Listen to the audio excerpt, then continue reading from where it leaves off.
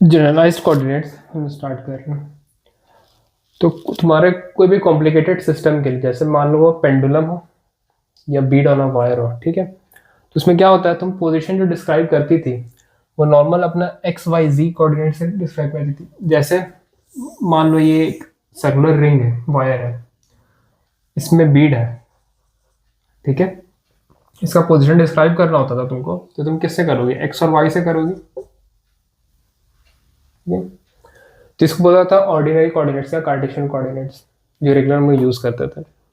लेकिन दिक्कत क्या है इसमें, क्योंकि कॉन्स्ट्रेंट मोशन है, जो बीड है ये कॉन्स्ट्रेंट है कि ये इस वायर में ही मूव कर सकते हैं, सर्कुलर वायर में सर्कुलर मोशन ही में परफॉर्म कर सकता है। तो इसमें कोऑर्डिनेट्स के साथ दिक्कत ये है कि ये इंडिपेंडेंट नहीं है, ये कांस्टेंट रिलेशन से कनेक्टेड है, जो कि X square plus Y square is equal to A square. मान लो ए रेडियस है सर्कुलर वायर का, ठीक है। तो अब क्या हो गया, डिपेंडेंट हो गया, ठीक है।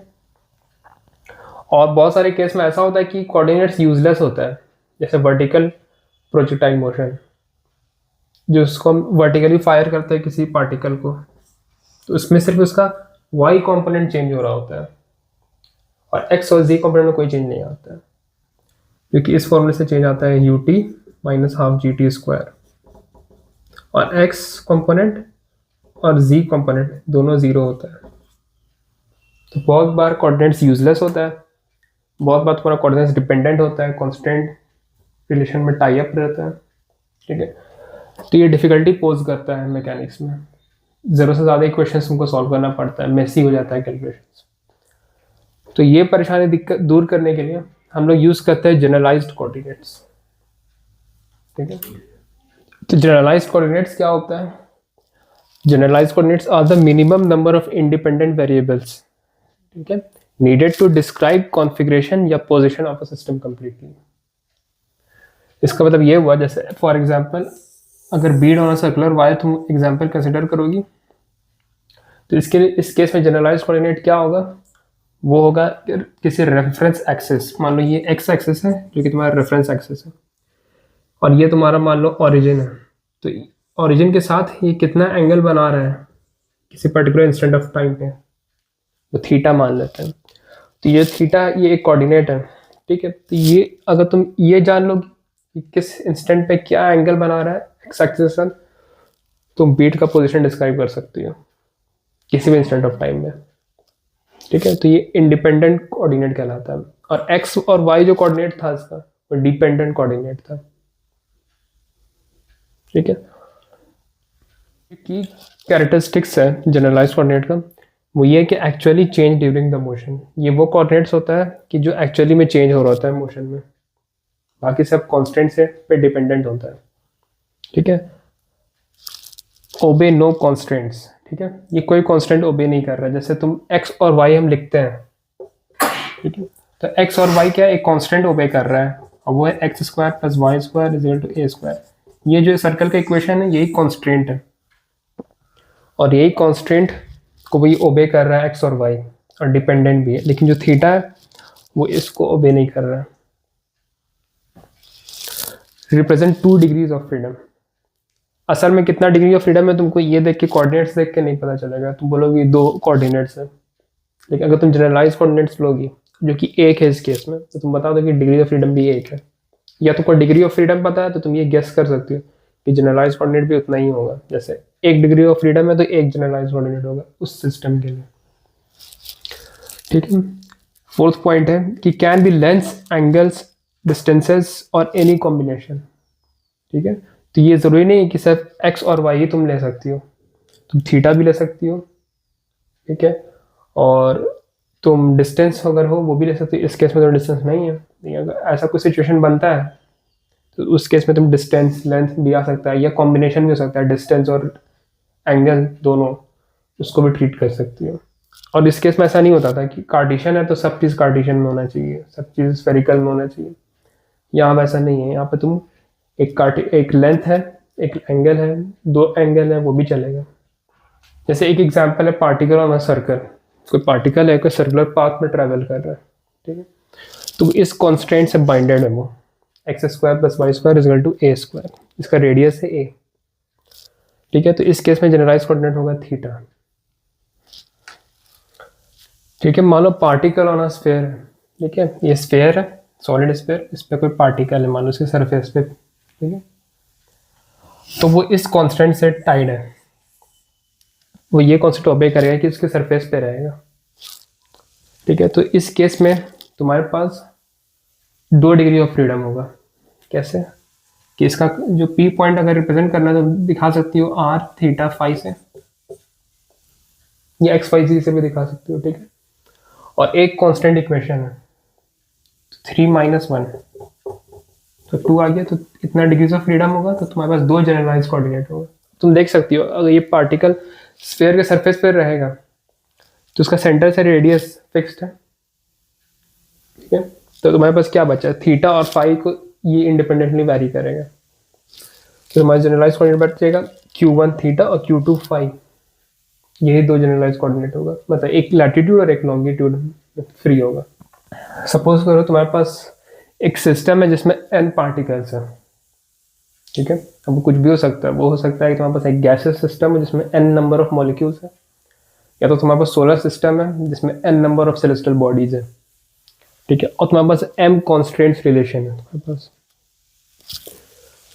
तो total number of Cartesian coordinates कितना हो जाएगा टोटल पार्टिकल्स के लिए, वो 3n हो जाएगा। ठीक है, हर एक पार्टिकल के लिए 3 कोऑर्डिनेट चाहिए होता है x y z, तो n नंबर ऑफ पार्टिकल्स उसके लिए 3n कोऑर्डिनेट्स हो जाएगा, और तुम्हारे पास कॉन्स्टेंट्स है m।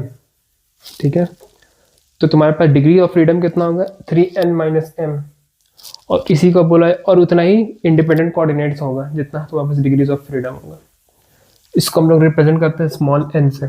ठीक है, अब तुम्हारे पास n small n number of independent coordinates होगा, जिसको हम लोग रिप्रेजेंट करेंगे q1 q2 q3 up to qn। ठीक है, तो इसी को बोला जाता है जनरलाइज कोऑर्डिनेट्स, समझिए, और उसको हम लोग रिप्रेजेंट करते हैं स्मॉल q से। तो वर्चुअल डिस्प्लेसमेंट स्टार्ट करते हैं। तो इमेजिन करो तुम्हारे पास एक सिस्टम है और वो इक्विलिब्रियम में है। ठीक है, तो कुछ भी इमेजिन कर सकते, मान लो एक ब्लॉक है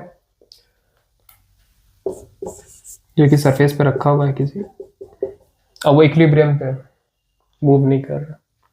ठीक है, या मान लो तुम्हारे पास एक सर्कुलर वायर है और यहाँ पे बॉटम पोजीशन पे एक बीड है, ये भी इक्विलिब्रियम पोजीशन पे, क्योंकि अब वो राइट लेफ्ट कहीं मूव नहीं कर रहा। ठीक है, तो इमेजिन करो a hypothetical displacement. Virtual displacement is a hypothetical displacement of the system allowed by the constraint. ठीक है, तुम इमेजिन कर लो कि इस पार्टिकल को तुम हाइपोथेटिकली एक डिस्प्लेसमेंट दे रही हो। अब हाइपोथेटिकली क्यों बोल रहे हैं तुमको आगे समझ में आएगा, बस इतना है तुम समझो कि एक डिस्प्लेसमेंट दे रही हो तुम, और वो हाइपोथेटिकल है, रियलिटी में तुम नहीं दे रही हो, तुम बस इमेजिन कर रही हो अपने माइंड में कि इसको डिस्प्लेसमेंट दे रहे हैं। और एक पार्ट कहता है अलाउड बाय द कॉन्स्टेंट। अब ये मतलब है इसका कि तुम ये बीट को कहीं भी तुम डिस्प्लेसमेंट नहीं दे सकती हो, अलाउड बाय द कॉन्स्टेंट जो मोशन है उसी के अलाउंग तुमको डिस्प्लेसमेंट देना है। जैसे ये बीट सिर्फ सर्कुलर वायर में ही मूव कर सकता है, तो तुम अगर डिस्प्लेसमेंट दोगी तो तुम सर्कुलर वायर के अलाउंग ही दे सकती हो। ठीक है, सर्कुलर वायर के अलाउंग दोगी, ये इसका वर्चुअल डिस्प्लेसमेंट हुआ, और उसका रिप्रेजेंट किया जाता है डेल्टा आर आई वेक्टर से। ये जो डेल्टा का सिंबल है ये वाला, इसका मतलब ही होता है वर्चुअल, हाइपोथेटिकल। ठीक है, और एक और होता है सिंबल ये वाला डेल्टा, ये मतलब होता है डिफरेंस या गैप। ये भी डिफरेंस है, लेकिन ये हाइपोथेटिकल चीज के लिए ये डेल्टा यूज करते हैं, और रियल क्वांटिटी के लिए ये डेल्टा यूज करते हैं। तो जो तुम्हारा जो टाइनी वर्चुअल डिस्प्लेसमेंट है वो एक रियल मोशन नहीं है, is not a real motion. Second point कहता है डज नॉट इन्वॉल्व टाइम, इसका मतलब तुम टाइम को फ्रीज करके रखी हो। अब तुम बोलो कि एक ही टाइम में कोई पार्टिकल एक पॉइंट से दूसरे पॉइंट जा सकता है, नहीं, टाइम चेंज होगा, लेकिन चूंकि वर्चुअल डिस्प्लेसमेंट है तुम टाइम को फ्रीज कर दियो। ठीक है, सब स्टैचू बन गया। ठीक है, और तुम डिस्प्लेसमेंट कर रही हो तुम्हारा अपना चुनिंदा पार्टिकल को उस सिस्टम में। और मस्ट, थर्ड पॉइंट है मस्ट ओबे कॉन्स्टेंट, और जो कॉन्स्टेंट जो परमिट कर रहा हो जिस डायरेक्शन में मूवमेंट उसी डायरेक्शन में तुमको डिस्प्लेसमेंट देना है। प्रिंसिपल ऑफ वर्चुअल वर्क कहता है कि अगर कोई सिस्टम तुम्हारे पास है और वो इक्विलिब्रियम पे है, ठीक है। तो इक्विलिब्रियम पे इसका क्या मतलब है कि तुम्हारे पास टोटल फोर्स जो है वो जीरो होगा सिस्टम पे, नेट फोर्स जो कहते हैं, नेट फोर्स जो है वो जीरो होगा, ठीक है। तो total work done by all the applied forces during any virtual displacement is zero. तो देखो जो तुम्हारे पास नेट फोर्स ही जीरो है, तो ये नेट फोर्स कि जब नेट फोर्स जीरो है तुम्हारे पास, तो जो भी तुम हाइपोथेटिकल डिस्प्लेसमेंट दोगी, वर्चुअल डिस्प्लेसमेंट डेल्टा आर आई, तो वो जीरो के साथ डॉट प्रोडक्ट हो जाएगा, तो वो जीरो ही तुमको प्रोड्यूस करेगा। इसलिए work done when system is in equilibrium, ठीक है, और वर्चुअल डिस्प्लेसमेंट अगर दोगी तो वर्क डन उस केस में जीरो होता है। तो यही एफ नेट को हम ऐसे भी लिख सकते हैं, टोटल फोर्स, ठीक है। इसमें यही क्वांटिटी जो है वो जीरो हो जाता है, ठीक है। और उस वजह से यहाँ आई हटा देते हैं, ठीक है। और इस वजह से जो भी तुम डिस्प्लेसमेंट दोगी वो जीरो होगा, जो भी डिस्प्लेसमेंट दोगी उस वजह से वर्क डन जीरो होगा। यही कहता है तुम्हारा principle of virtual work. For example, अगर तुम ले लो a block on a table के एग्जाम्पल, जैसे मान लो कि इसमें टेबल है और इस पर एक ब्लॉक रखा हुआ, ठीक है। तो इस पर जो टोटल फोर्स होगा वो क्या होगा, वो एक पार्ट होगा तुम्हारा वेट जो वर्टिकली डाउनवर्ड होगा, और एक आ रहा होगा तुम्हारा नॉर्मल फोर्स जो टेबल से लग रहा होगा ब्लॉक के ऊपर, ठीक है। अब देखो, अब ये hypothetical system, sorry real system है और ये इक्विलिब्रियम पर है, मूव नहीं कर रहा।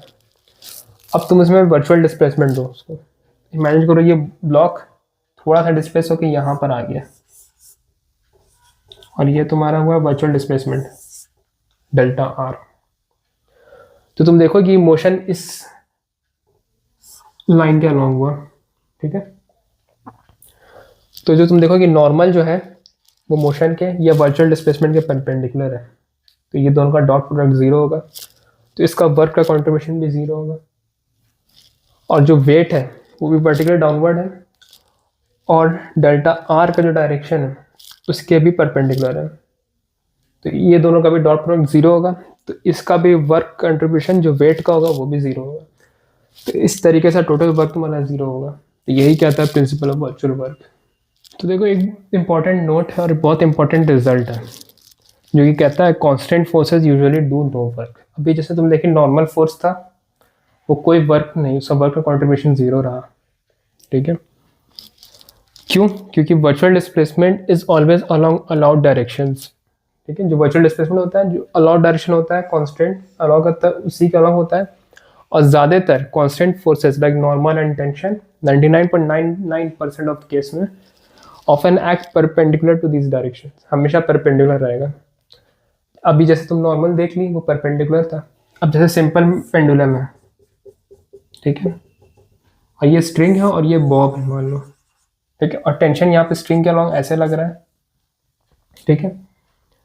अब ये जो बॉब है ये सर्कुलर पाथ फॉलो करता है और ये अलॉन्ग द टेंजेंट होता है इसका मोशन। तो तुम देखो कि ये जो टेंशन है और ये इसका जो वर्चुअल डिस्प्लेसमेंट इस लाइन के अलॉन्ग तुम दोगी तो दोनों के बीच में 90 डिग्री एंगल बनेगा। तो फिर से ये दोनों का डॉट प्रोडक्ट करोगी वर्चुअल डिस्प्लेसमेंट और टेंशन का, तो वो जीरो आएगा। तो इससे बहुत इंपॉर्टेंट कॉन्सिक्वेंस हम लोग को मिलता है कि constant forces vanishes from the equation, ठीक है। वो वर्क डन जीरो हो जाता है और इस तरीके से कांस्टेंट फोर्स खुद ही वैनिश हो जाता है। इसका मतलब अब तुम सॉल्व करोगे तो तुमको टेंशन और नॉर्मल ये निकालने का फिक्र नहीं करना है लैग्रेंजियन मैकेनिक्स में कि टेंशन क्या होगा नॉर्मल क्या होगा, इसको कैलकुलेट किए बिना ही तुम इक्वेशन ऑफ मोशन तक पहुंच जाओगे। यही है ब्यूटी वर्चुअल वर्क का। अभी जो तुम वर्चुअल वर्क का प्रिंसिपल पढ़ी वो स्टैटिक इक्विलिब्रियम में अप्लाई होता है। मतलब इक्विलिब्रियम स्टैटिक मतलब वो मूव ना कर रहा हो पार्टिकल तुम्हारा, जैसे ब्लॉक है या कुछ भी है, बीड है, वो मूव ना करे। लेकिन अगर तुम्हारा ऐसा सिस्टम है जो कि मोशन में है, सिस्टम इन डायनेमिक्स, तो उसके लिए जो वर्क का कॉरस्पॉन्डिंग प्रिंसिपल होता है उसको हम लोग कहते हैं डायलम्बर्ट प्रिंसिपल। तो कोर आइडिया क्या है डायलम्बर्ट प्रिंसिपल का कि डायलम्बर्ट जो फिजिसिस्ट था वो क्या किया, वो न्यूटन सेकंड लॉ को लिया, ये होता है total force particle I is equal to change in momentum of particle I, ठीक है। और वो उसको रीअरेंज किया, और ये जो टर्म है पी आई डॉट को वो लेफ्ट हैंड साइड ले आया, तो ये बन गया F I minus P I dot is equal to 0। और फिर वो कंसिडर किया कि जो माइनस पी आई डॉट है, ठीक है, समझो कि वो भी एक फिक्टिशियस फोर्स है, मतलब कोई अननोन फोर्स है जिसको इनर्शिया फोर्स बोला जाता है, और वो उस पार्टिकल पे एक्ट कर रहा है। And d'Alembert treated the system as if it is in equilibrium under the influence of it, ठीक है। और इमेजिन कर लिया कि ये सिस्टम, ये इक्वेशन देखो मैथमेटिकली ऐसे ही लग रहा है कि जैसे कि टोटल फोर्स ये है एफ आई माइनस पी आई, और वो इक्विलिब्रियम पर है, तो देखो नेट फोर्स 0 आ रहा है उसका, ऐसा वो सपोज किया, ठीक है। तो वो समझा कि मान तुमको इमेजिन करना है कि वो इक्विलिब्रियम पर है, मूव नहीं कर रहा है, अब क्या फोर्स लग रहा है इसमें, total force F I minus P I dot लग रहा है। और देखो ये दोनों को फोर्स को ऐड करता है तो देखो नेट फोर्स 0 आ रहा है, और तुम ऐसे समझो कि ये इक्विलिब्रियम पर है, लेकिन है नहीं। लेकिन इमेजिन करो कि पार्टिकल इक्विलिब्रियम पर है under the influence of real forces plus inertia forces. F I जो रियल फोर्स है जो अप्लाई किया गया है उस पर एक्सटर्नल फोर्स, और माइनस पी आई डॉट है वो इनर्शिया फोर्स है। उसके बाद सोचा कि ये जो है तुम्हारा नेट फोर्स है, और प्रिंसिपल ऑफ वर्चुअल वर्क का प्रिंसिपल अप्लाई कर दिया कंडीशन, तो net force dot virtual displacement, ठीक है। तो ये क्या हो जाएगा, ये 0 हो जाएगा प्रिंसिपल ऑफ वर्चुअल वर्क के हिसाब से। तो ये जो इक्वेशन है इसी को बोला जाता है डायलम्बर्ट्स प्रिंसिपल। तो इंपॉर्टेंट नोट ये है कि कांस्टेंट फोर्स जैसे कि तुम जानते हो कि कोई वर्क नहीं करता है, कोई वर्चुअल वर्क नहीं करता वो, तो ये इस डायलम्बर्ट्स इक्वेशन से ऑटोमेटिकली वो डिसअपियर हो जाएगा। उसी तरीके से तुमका टेंशन और नॉर्मल फोर्स एलिमिनेट हो जाएगा, और जो एक्सेलरेशन है बॉडी का सिर्फ वही तुम्हारे पास बच जाएगा। प्रिंसिपल वर्क के according, principal of virtual work के अकॉर्डिंग ये उसका इक्वेशन होता है, ठीक है। और यहाँ पे तुम्हारा जो आई है वो पार्टिकल दिखा रहा है। इसी तरीके से हमारे पास 2 बॉडी है, बॉडी नंबर 1 बॉडी नंबर 2। तो इसको ब्रेक करेंगे तो कुछ इस तरीके से हो जाएगा।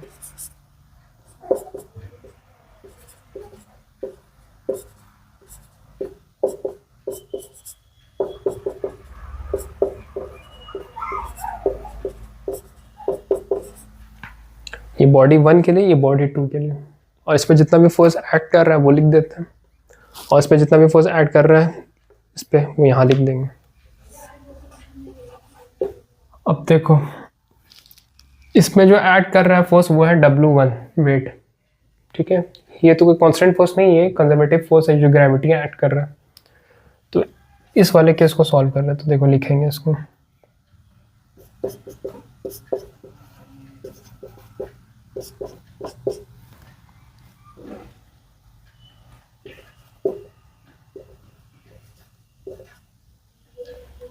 W1 delta R1। ये डेल्टा R1 क्या है, ये वर्चुअल डिस्प्लेसमेंट है, ठीक है। अब वर्चुअल डिस्प्लेसमेंट दोगी तो इसको क्या दोगी, अलोंग द टेंजेंट दोगी,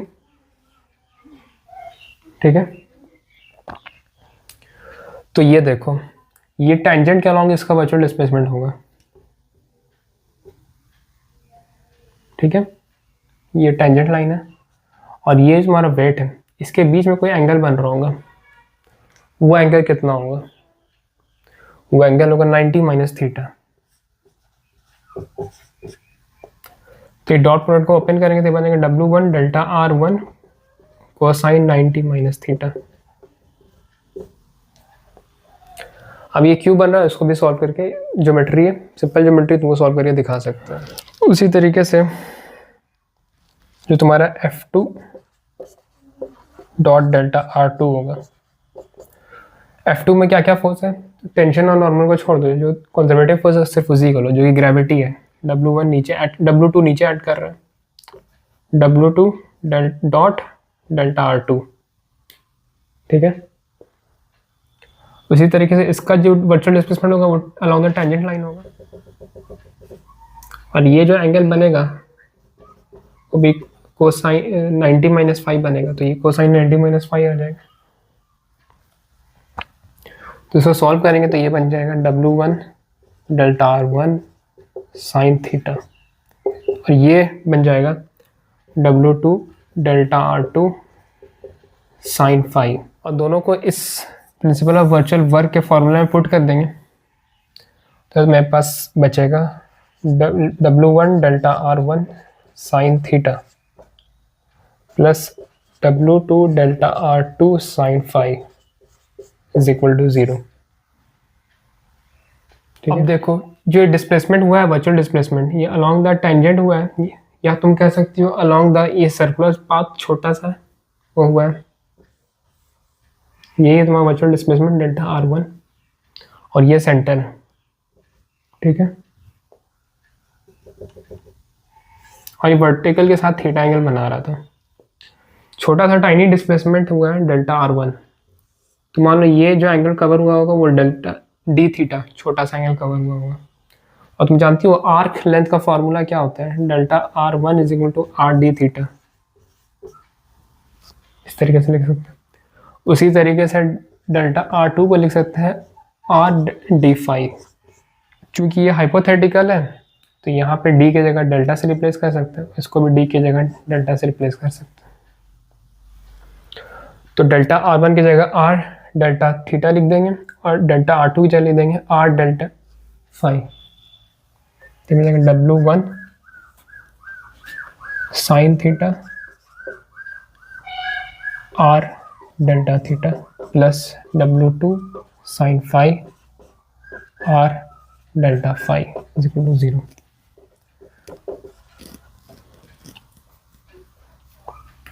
अब देखो ये दोनों जो सिस्टम है वो इक्विलिब्रियम पर है, और स्ट्रिंग भी क्या है, एक कांस्टेंट लेंथ, उसका लेंथ भी कम नहीं हो रहा।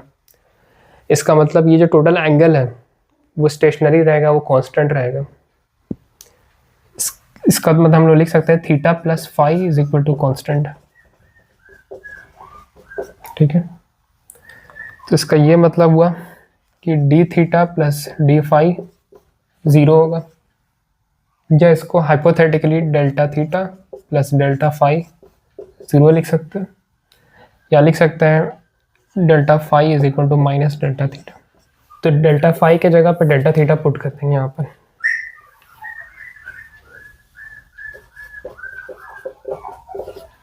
तो कुछ इस तरीके से बन जाएगा। अब यहाँ पर देख सकते हैं आर डेल्टा थीटा और आर डेल्टा थीटा कॉमन है, तो इसको फैक्टर आउट कर लेते हैं।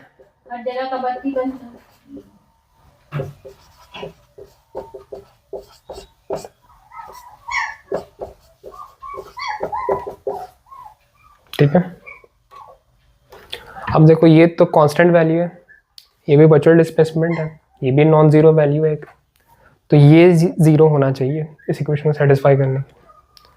तो यहाँ से हम लोग कह सकते हैं W1 sine theta 1 minus W2 sine five is equal to 0। इसको सॉल्व करेंगे तो निकल के आ जाएगा W1 upon W2 is equal to sine five upon sine theta. तो ये होगा इक्विलिब्रियम का कंडीशन, क्योंकि तुम 11th क्लास या 12th क्लास में प्रूव करती थी। ये डायलम्बर्ट से तुम सॉल्व कर सकते हो बिना टेंशन और नॉर्मल को यूज में लिए। नेक्स्ट क्वेश्चन कहता है कि तुम्हारे पास एक इंक्लाइन प्लेन है जो कि थीटा एंगल बनाता है, और तुम्हारे पास एक मास है m1 एक मास है m2, ठीक है। अब ये मूव कर सकता है under the influence of gravity, और ये तुम चाहते हो कि मूव ना करे, इक्विलिब्रियम पर है, तो उसको ये इक्विलिब्रियम कंडीशन सेटिस्फाई करना पड़ेगा। ये दोनों के मास का जो रेशियो है m2 अपॉन n1 वो साइन ऑफ ये थीटा के बराबर होना चाहिए, साइन ऑफ दिस एंगल के बराबर होना चाहिए। तो ये इक्विलिब्रियम कंडीशन तुमको प्रूव करना है।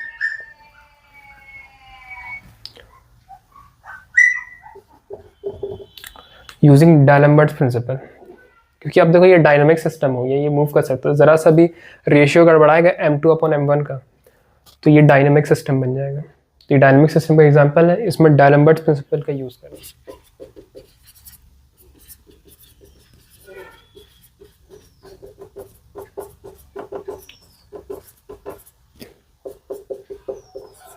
डायलम्बर्ट्स प्रिंसिपल क्या आता है, ये इक्वेशन होता है डायलम्बर्ट्स प्रिंसिपल का, F I minus P I dot dot product delta R आई। मान लो कि तुम्हारा बी जो है वो ऑरिजिन है, ठीक है, यहाँ पे तुम्हारा ऑरिजिन है, ठीक है। तो ऑरिजिन से मान लो m1 जो है ये r1 पोजीशन पर है और m2 r2 पोजीशन पर है, इसलिए यहाँ पे लिखा है let r1 and r2 be position vectors of m1 and m2 relative to b।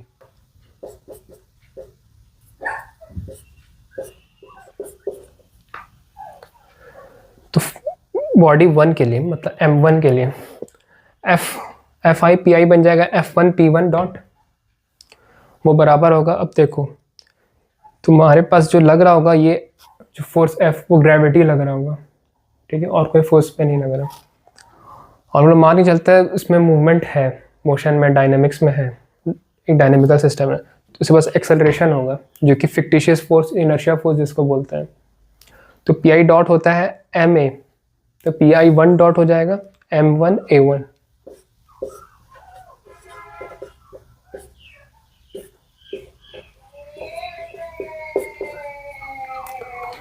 और इसका डॉट प्रोडक्ट लेना है डेल्टा आर आई से। मान लेते हैं डेल्टा आर वन इसका वर्चुअल डिस्प्लेसमेंट है अलोंग द इंक्लाइन, तो m1 g vector minus m1 a1 vector, ठीक है। अब देखो तुम डॉट प्रोडक्ट जो करोगी, जितना भी परपेंडिकुलर फोर्स होगा उसका डॉट होके तो जीरो हो जाएगा, तुमको वही फोर्स इसमें काउंट करना है, ठीक है, अलोंग द वर्चुअल डिस्प्लेसमेंट हो, ये एंटी पैरेलल या पैरेलल हो, ठीक है। तो पैरेलल जो फोर्स होगा तुम जानती हो वो क्या होता है, ये m1g साइन थीटा, ठीक है। और जितना भी क्या बोलते हैं नॉर्मल फोर्स है वो तुमको काउंट ही नहीं करना है, तो ग्रेविटी फोर्स यही लग रहा होगा उसके ऊपर। तो ये जो क्वांटिटी है इसके जगह हम लोग लिख देंगे m1g साइन थीटा माइनस, तुम a1 को एक वेक्टर को हम लोग लिख सकते हैं r डबल डॉट वेक्टर, तो इसको लिख देंगे m1 r1 double dot delta r1। Dot product करके एंगल 0 डिग्री है तो वो तो वेक्टर वाला सिंबल खत्म हो गया, समझे, डॉट प्रोडक्ट भी करती है इसी तरीके से।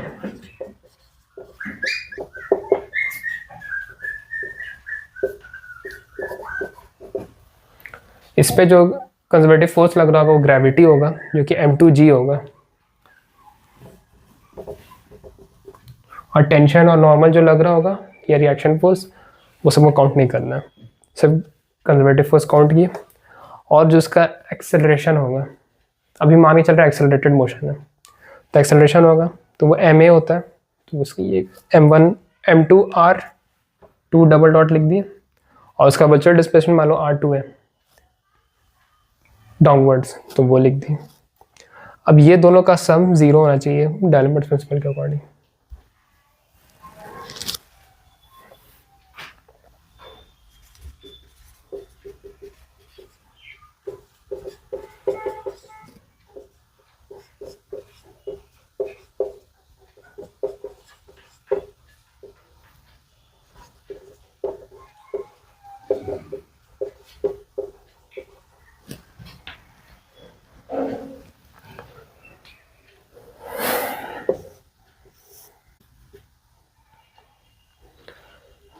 अब जानते हैं कि m1 और m2 में जो स्ट्रिंग कनेक्टेड है, ठीक है, उसका लेंथ r1 प्लस r2 है, ठीक है, क्योंकि इसको ऑरिजिन माने थे, ठीक है, और ये है r1 और ये है r2। तो ये दोनों जो r1 प्लस r2 है ये कांस्टेंट होगा, क्योंकि रिंग जो स्ट्रिंग है वो इनएक्सटेंसिबल है, इसका जो लेंथ होगा स्ट्रिंग का वो कांस्टेंट होगा चाहे मास किधर भी मूव करे। तो r1 प्लस r2 कांस्टेंट होगा, तो इसका ये मतलब है कि dr1 प्लस dr2 0 होगा, इसका मतलब dr2 equal to minus dr1 होगा। तुम लिख सकते हैं virtual displacement delta r2 equal to minus delta r1। और इसी तरह से अगर इसका ये क्या हुआ, ये एक बार डेरिवेटिव हुआ r2 dot equal to minus r1 dot, second order derivative लोगी तो बन जाएगा r2 double dot minus r1 double dot, तो वही चीज़ वहाँ पे लिखे है। अब ये दोनों जो इक्वेशन है इसको सब्स्टिट्यूट कर देंगे हम लोग इस इक्वेशन में,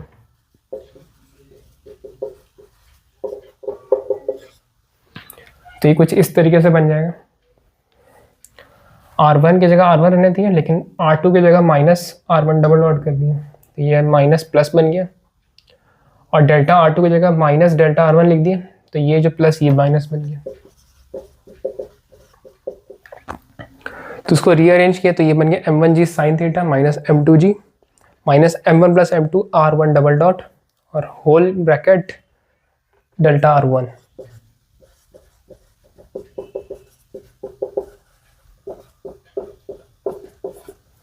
और अगर हम चाहते हैं कि इक्विलिब्रियम पर रहे पूरा तुम्हारा सिस्टम, तो उसका सिस्टम का एक्सेलरेशन जीरो होना चाहिए, मतलब ना वेलोसिटी होना चाहिए ना एक्सेलरेशन होना चाहिए। तो एक्सेलरेशन भी जीरो होगा, तो ये वाला टर्म तुम्हारा जीरो बन जाएगा।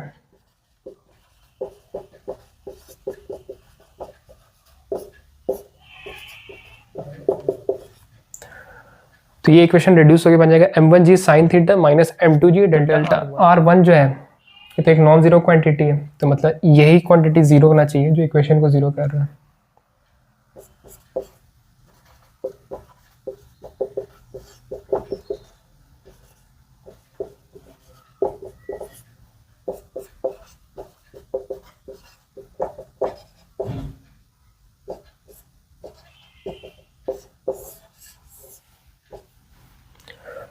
तो इसको सॉल्व करोगे साइन थीटा के लिए, तो तुम्हारे पास रेशियो निकल जाएगा m2/m1। यही इक्विलिब्रियम का कंडीशन। और तुम्हारे लिए होमवर्क प्रॉब्लम है कि मान लो यही इंक्लाइन है और वही सेटअप है, और इसका जो इंक्लाइन वाला सरफेस है, जो स्लैंट हाइट है जिसका, इसमें मान लो ये फ्रिक्शन है और फ्रिक्शन ऑफ कोफिशिएंट इसका म्यू है मान लो, ठीक है। तब तुमको प्रूव करना है कि जो कंडीशन ऑफ फॉर इक्विलिब्रियम है वो है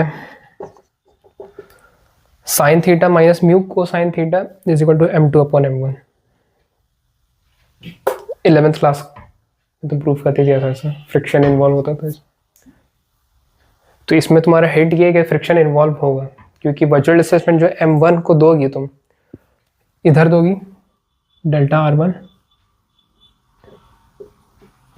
ठीक है। तो जो फ्रिक्शन है वो इधर लगेगा F, और इधर लग रहा होगा m1g साइन थीटा, ठीक है। चूंकि इस बार फ्रिक्शन जो है वो एंटी पैरेलल है, तो तुमको इंक्लूड करना पड़ेगा ये कांस्टेंट फोर्स को, अदरवाइज कांस्टेंट फोर्स इंक्लूड करने की जरूरत नहीं होती है। फ्रिक्शन ज़्यादातर अगर क्योंकि वो पैरेलल और एंटी पैरेलल होता है, इसलिए वो इंक्लूड करना होगा इस पर डायलेम्बर्ट्स प्रिंसिपल में। तो जो तुम्हारा डायलेम्बर्ट्स प्रिंसिपल है, ठीक है, ये m2 के लिए तो वो सेम रहेगा जो पिछले केस में था, और m1 के लिए क्या हो जाएगा, ये बन जाएगा m1 के लिए